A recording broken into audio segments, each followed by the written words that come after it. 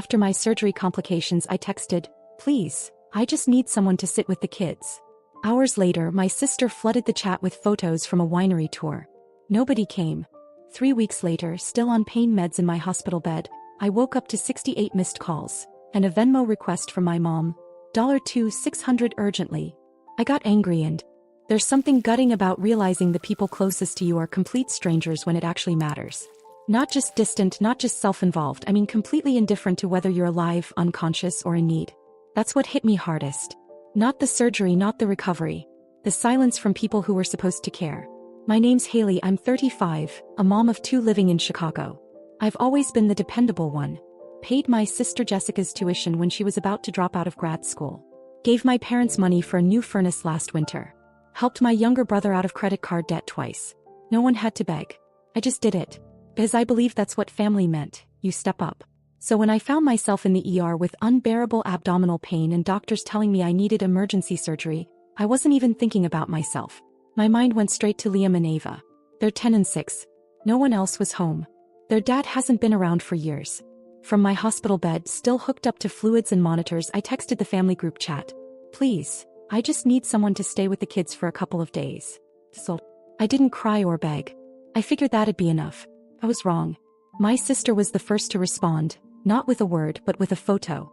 A boomerang of her at a winery, spinning in a floral dress with a glass of rose. The caption said, "Weekend starts now." Nothing else. No call. No follow-up. My parents read the message. I could see they saw it. But they didn't reply. Nothing. Like I hadn't just told them their daughter was going into surgery and their grandkids were home alone. I lay there for hours waiting for something. Anything. But it never came. I woke up after the operation groggy, sore and still alone. A nurse handed me my phone and I saw the missed calls, not from my family but from my neighbor Mrs. Gutierrez.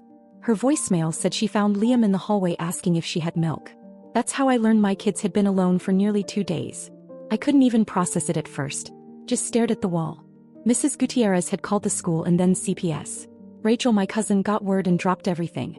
She and her husband Evan drove straight from Aurora, brought food, clothes and stayed with the kids. They didn't ask questions. Didn't hesitate. Just showed up.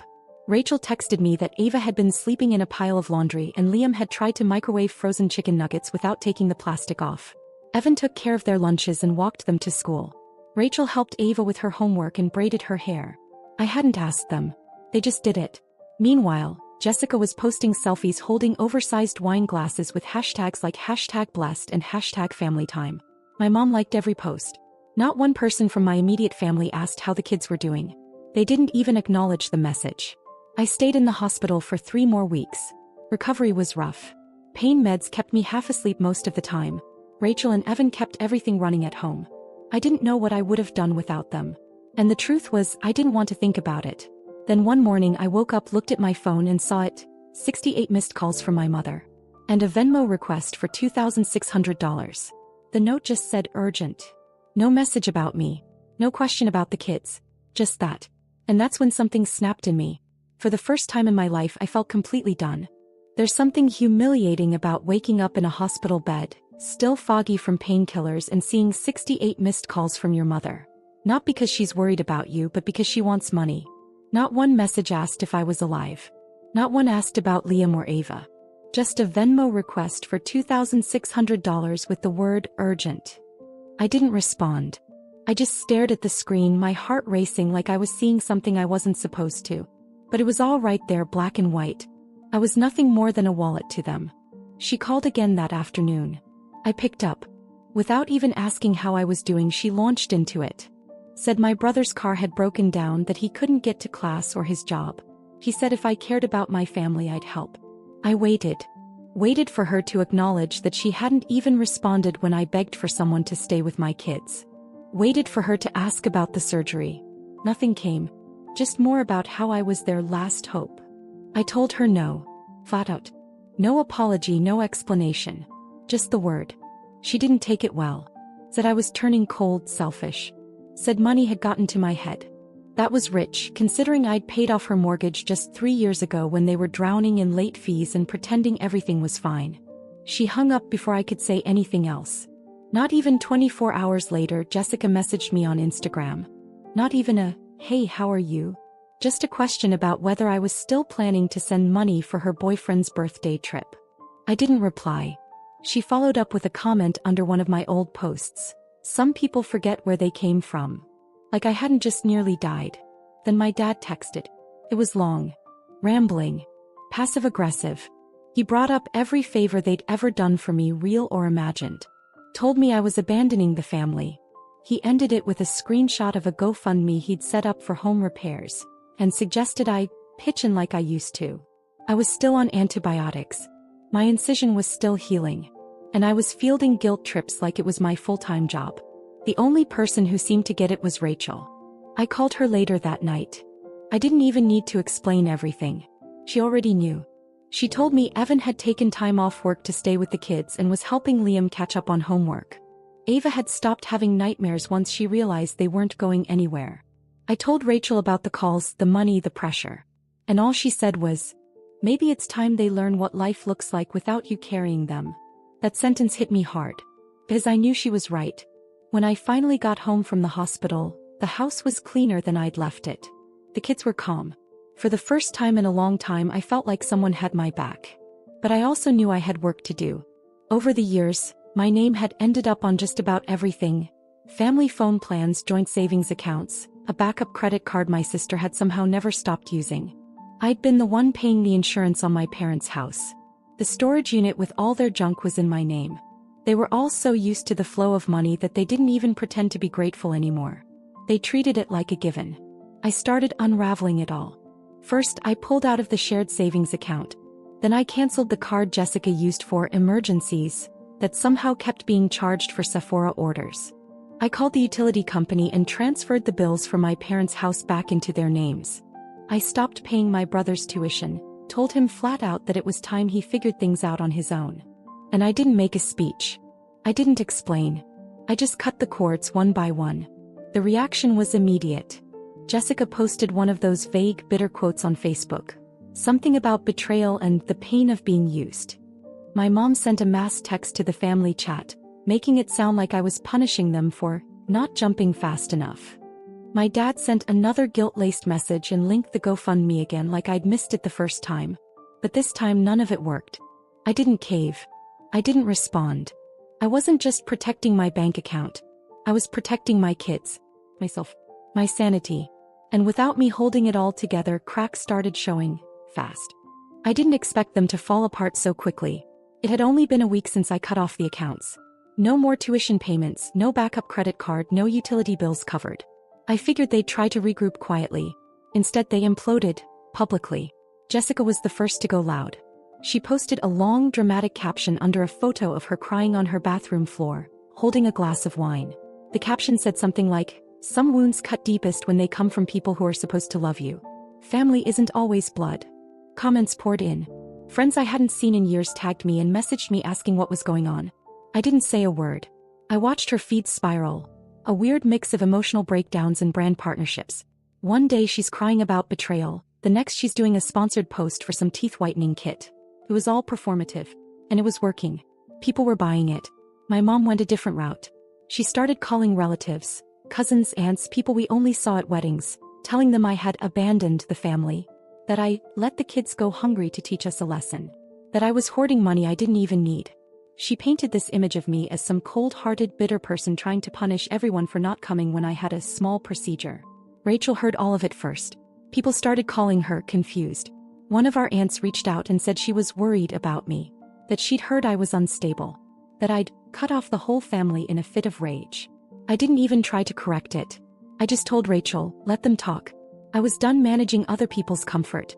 But then things escalated. Jessica's boyfriend, the one I never liked, the one who once asked me if I could spot him $800 for a business investment, showed up at my house, unannounced. He stood at my front door with some printed paper in his hand and started saying he was there to collect on past commitments. I told him if he didn't leave I was calling the police. He smirked, told me my sister was going to make this right, and walked off. I texted Jessica immediately.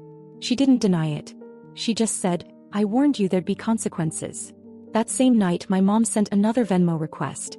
This one for $1,100, labeled, "Urgent medication for Dad." My dad then called me himself, and when I didn't pick up, he left a voicemail saying that I was tearing the family apart. But here's the thing. The family was never whole. It just looked that way because I kept patching it together. What none of them expected was that I wasn't alone anymore. Rachel and Evan had my back. Mrs. Gutierrez had filed a formal complaint with CPS about how my kids had been left without care, and they'd contacted me to follow up. Not because I was in trouble, but because she'd made it clear the issue had been neglect by my family.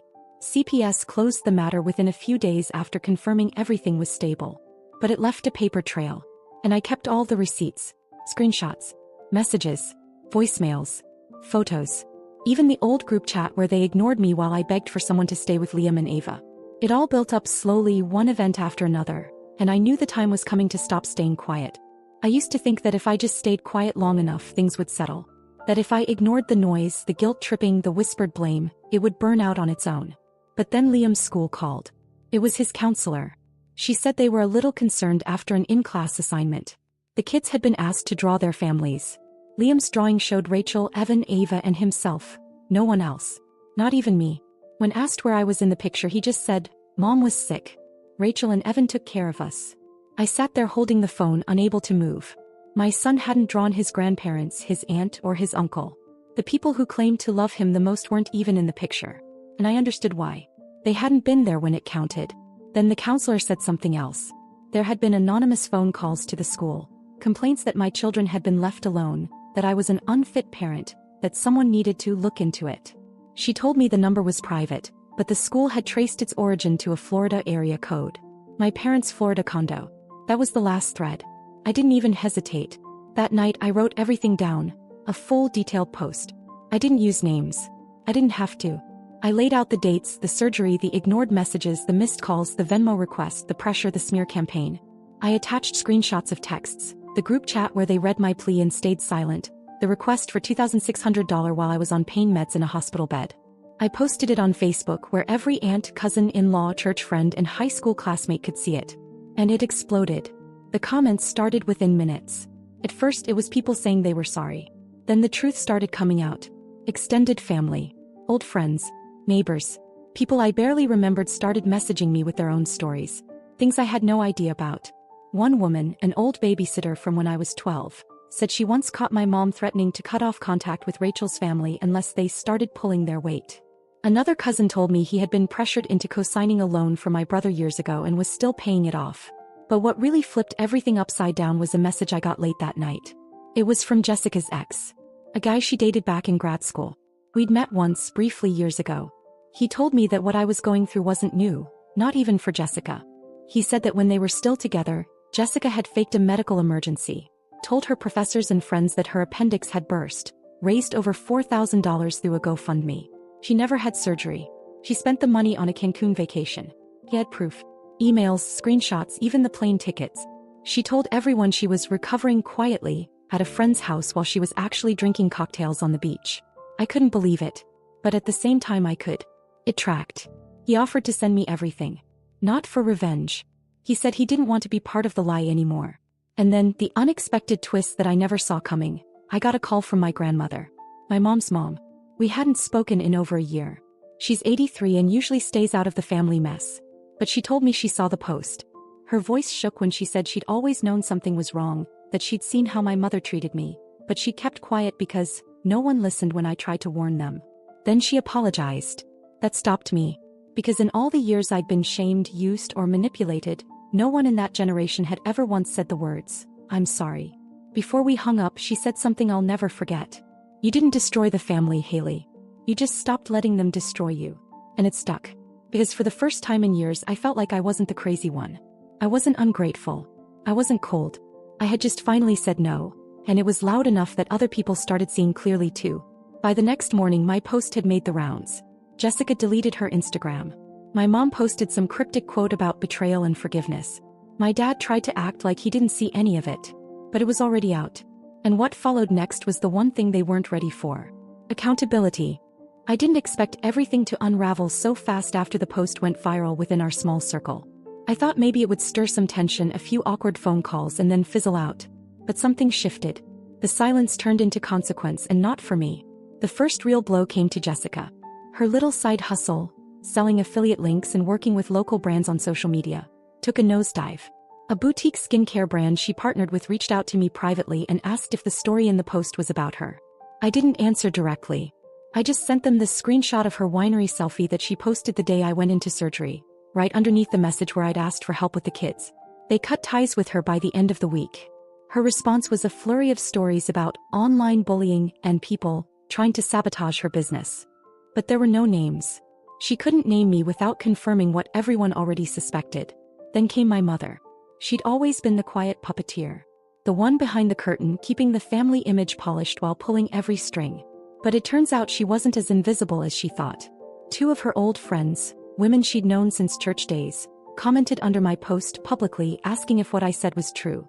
I didn't answer. But Rachel did. She replied with just 2 sentences. Every word is true. We have the receipts. After that, my mom tried damage control. Called my grandmother. Called Rachel. Called me 5 times in one night, leaving a voicemail every time, each one more unhinged than the last. The 5th one ended with her saying I had burned every bridge and couldn't be part of this family anymore unless I fixed what I'd broken. I played that last voicemail on speaker while sitting in the living room with Rachel, Evan, and the kids. Nobody said a word. It didn't need commentary. But the most unexpected fallout came from an email I got a few days later. It was from a lawyer. At first, I panicked. Wondered if my family was trying to sue me or silence me. But it wasn't that at all. It was a warning.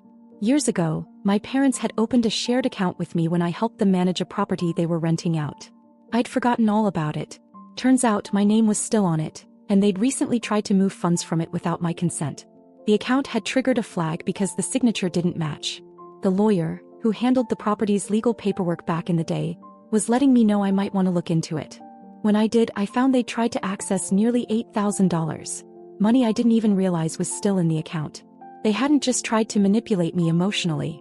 They were still trying to drain me financially behind my back. I froze for a moment. Then I went cold. I transferred the funds into a trust, one that only my kids could touch in the future. Then I filed a report. Not to start a lawsuit but to protect myself. I closed every old financial tie that still connected me to them. And just like that, the bridge burned completely. But this time I wasn't sad. I wasn't panicked. I was free. My cousin texted me that night. They thought they were untouchable. They forgot you were the one holding everything up. And she was right. Without me, they weren't just exposed. They were unraveling. Jessica had no sponsor money. My parents were struggling to keep up with bills. My brother even reached out to Evan, not me, asking if he could help him get a job. But I wasn't looking for revenge. I wasn't even happy about it. I just watched it all fall, finally understanding something I should have learned years ago. Sometimes karma doesn't come like a firestorm. Sometimes it just looks like someone quietly walking away and taking the whole foundation with them. It took less than 3 months for everything to collapse. Jessica moved out of her apartment and back in with a friend after her last brand deal fell through.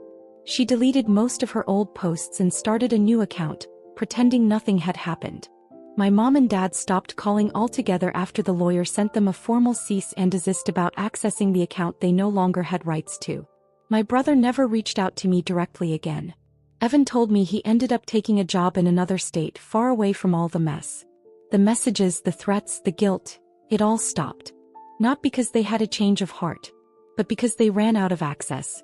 Once the resources dried up, so did their interest. And I didn't miss them. What surprised me most was how quiet life became. No constant requests. No last-minute money emergencies. No manipulation hidden behind family obligations. Just real peace. Rachel and Evan stayed close. So did my grandmother. We started having dinner together every Sunday, just the 4 of us and the kids. Liam started drawing me in his family pictures again. Ava told me she liked how our house felt safe now. That word hit harder than any apology I never got. I enrolled in a business course online.